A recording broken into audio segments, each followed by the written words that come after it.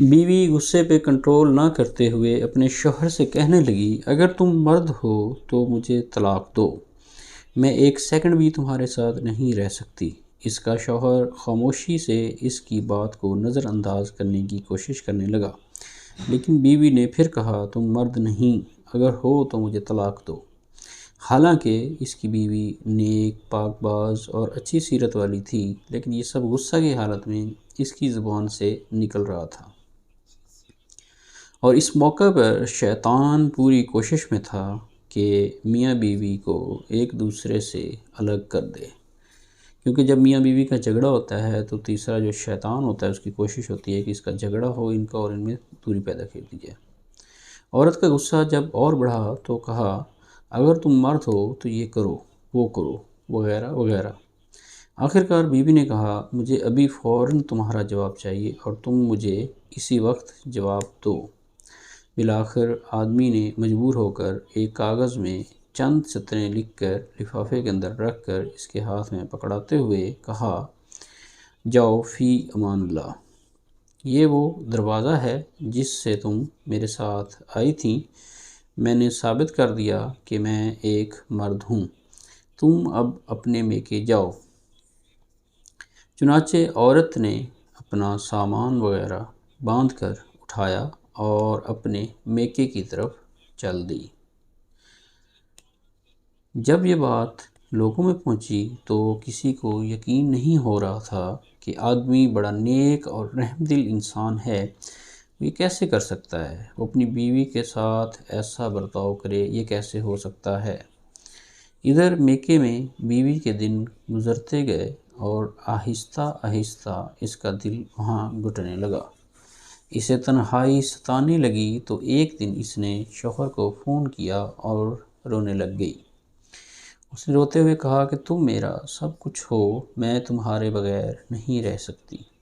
آدمی نے جواب دیتے ہوئے کہا، ام محمد تم آخر اب مجھ سے کیا چاہتی ہو؟ تو اس کی بیوی نے کہا، میں غلط تھی، اور کہا، مانا کہ تم مرد ہو لیکن میں ایک ناقص العقل عورت ہوں۔ آدمی نے جواب دیا، یہ تو تمہارا اپنا مطالبہ تھا جو میں نے تمہارے کہنے پر پورا کر دیا، اور تم مجھے ثابت کرنے دو کہ میں مرد ہوں۔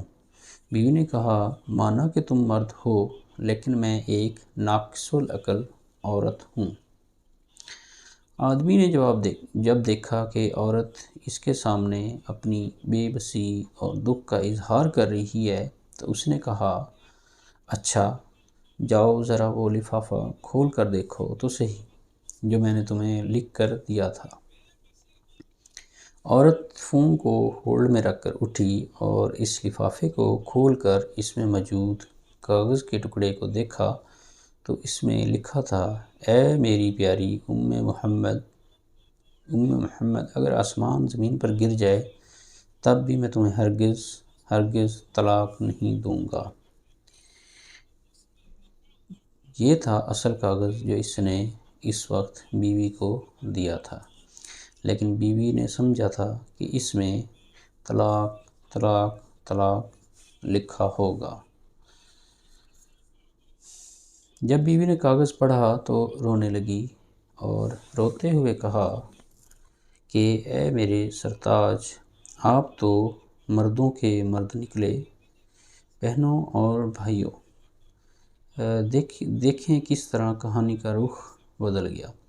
جب شوہر نے اپنے غصے پر کنٹرول کیا اور اپنا گھر برباد ہونے سے بچا لیا تو اس نے ایسا کام کیا جس سے اس کے گھر بھی برباد ہونے سے بچ گیا اور اللہ تعالیٰ بھی اس سے راضی ہوا، اور یہی سنت رسول بھی ہے۔ یہی ہے اصل مردانگی۔ جو لڑکی زبان دراز ہوتی ہے اس کو طلاق ہوتی ہے، جو لڑکی بہت زیادہ ضدی ہوتی ہے اس کو طلاق ہوتی ہے، جو لڑکی ہر بات پر گھر والوں سے ٹیوشن لیتی ہے اس کو طلاق کی ڈگری ضرور ملتی ہے۔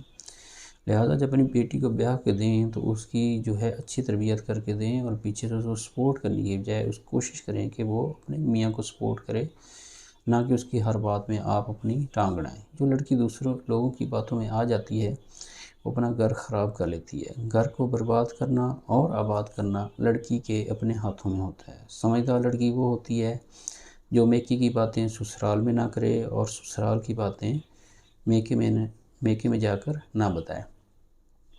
ایک حدیث رسول صلی اللہ علیہ وآلہ وسلم کا مفہوم بھی ہے، جو شخص شوہر کو بیوی کے خلاف اکسائے یا بیوی کو شوہر کے خلاف اکسائے وہ ہم میں سے نہیں۔ ایک اور حدیث نبوی ہے جس کا مفہوم ہے کہ میاں اور بیوی ایک دوسرے کا لباس ہیں۔ جس طرح سے لباس ہمیں چھپاتا ہے، اسی طرح سے شوہر کو چاہیے کہ وہ بیوی کی برائیاں دوسروں سے نہ کرے اور نہ بیوی کو چاہیے کہ شوہر کی برائیاں دوسروں سے کرے۔ تو عزیزان کرام، ان احادیث مبارکہ سے بھی آپ کو اندازہ ہوا ہوگا کہ میاں بیوی کا رشتہ کتنا مقدس ہے اور اس کو کس طرح پردہ داری اس کی کرنی ہے۔